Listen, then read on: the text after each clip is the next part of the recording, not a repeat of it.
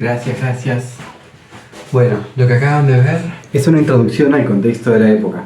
Nos encontramos con un imperio alemán devastado después de la Primera Guerra Mundial, siendo culpado por otros países por ser el responsable de toda la guerra, con menos territorio que era clave para su economía, y con el nacimiento de la República de Weimar, junto con una hiperinflación. Todo esto marcó a una generación de artistas que luego se preocuparon por mostrar el lado más fúnebre del humano, luego de lo ocurrido, con formas asimétricas, sentimientos de desesperación, tristeza, angustia, incertidumbre, y con sombras que generalmente presentaban personajes torturados y etc. Junto al comienzo de la nueva década, el recientemente creado cine comenzó a tomar relevancia a nivel internacional, considerándolo ya un nuevo arte. Al ser proyectadas internacionalmente, las obras, largometrajes y cortometrajes, llegaron a Weimar cantidad de obras que eran consideradas anti-alemanas por el contenido que tenían y las temáticas que planteaban. Entonces, como la demanda era muy grande, se decidió apostar por una producción propia. Había una tendencia bastante grande ya en países escandinavos como Suecia, Noruega, Finlandia, etc., que planteaban la idea de llevar mitos y leyendas fantásticas de siglos pasados al cine actual. Por ejemplo, tenemos al Golem, protector del pueblo judío, hombre de barro, y al estudiante de Praga, un estudiante que tenía su doble bill. En 1917 se crea la UFA, la Universum Film AG, dispuesta a producir films alemanes propios. Y bueno, en 1920 se estrena uno de los films más codiciados del expresionismo alemán. Dirigida por Robert Wiene, llega a los cines El gabinete del Dr. Caligari, uno de los mejores ejemplos del movimiento.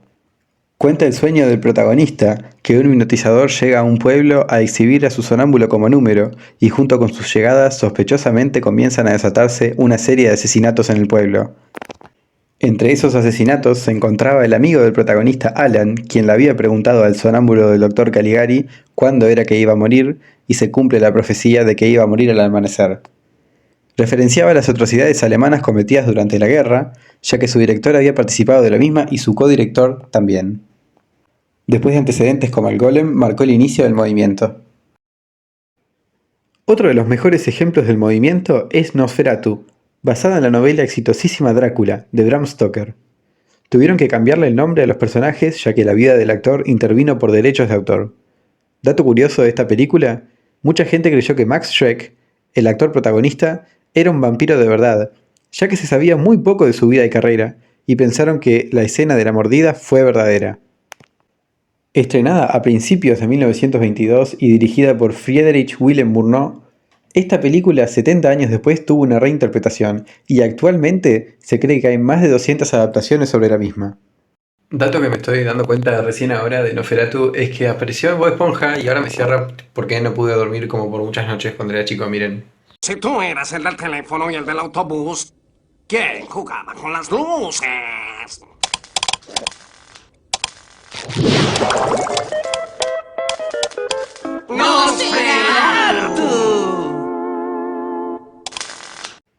Y finalmente, la película más ambiciosa del expresionismo alemán, Metrópolis. Estrenada en 1927, dirigida por Fritz Lang con la historia de Thea von Harbou, cuenta la historia de la lucha de la clase obrera en una mega ciudad futurista contra los grandes controladores de los medios de producción. También agrega una historia de amor, como Romeo y Julieta, e inspiró a sagas más tarde como la de Star Wars, Star Trek y El Quinto Elemento. Su director se inspiró en las megaciudades después de haber visitado Nueva York en uno de sus viajes. Nos deja el mensaje de que las clases dependen unas de las otras, sin embargo la destrucción que siempre es necesaria para la reconstrucción implica que aquellos que tienen poco lo pierdan todo. Bueno, vimos estas películas y seguramente digan, bueno, buenísimo esta película, genial, pero ¿qué es lo que tienen en común? ¿Qué es lo que las hace propias del expresionismo alemán? Bueno, todas comparten un mismo sentimiento de inseguridad que desembocó en lo fantástico y lo sobrenatural. Pero algo que desde luego definió al expresionismo alemán fue su superioridad estética. Caligari con sus edificios torcidos y con la no iluminación de sets por un tema de estética y por un tema de costos, recordemos la hiperinflación. Las locaciones de grabación de Nosferatu, que se grabó en países como Eslovaquia y países cercanos al mar Báltico, ejemplos. Y Metrópolis, bueno, por sus ciudades futuristas, gigantes, desde luego, y por las tramas que tenían, cosas que nunca se habían visto antes y que se estaban dando en el mundo real. Recordemos que pasamos de esto a esto.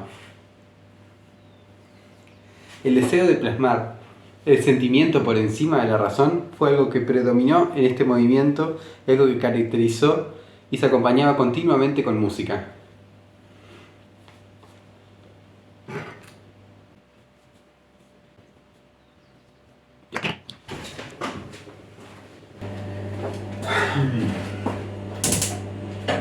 Bueno, ¿y qué pasó con el expresionismo alemán? Te estarás preguntando. De seguro te estarás preguntando. Bueno, nada, el tiempo siguió, se desarrollaron nuevas tecnologías, el mundo siguió, la vida siguió. Bueno, claramente eso no pasó.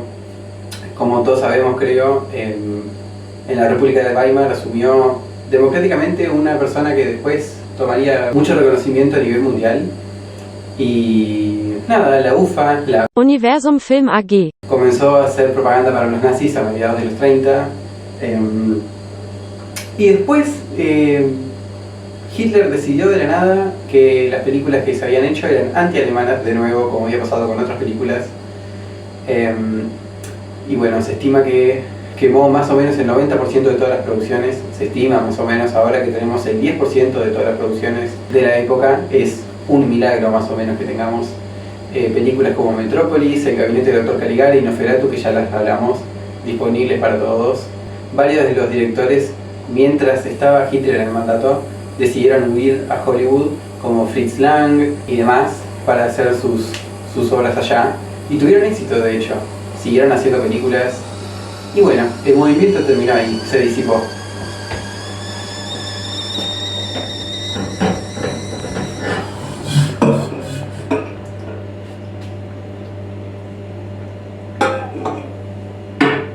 Gracias por ver.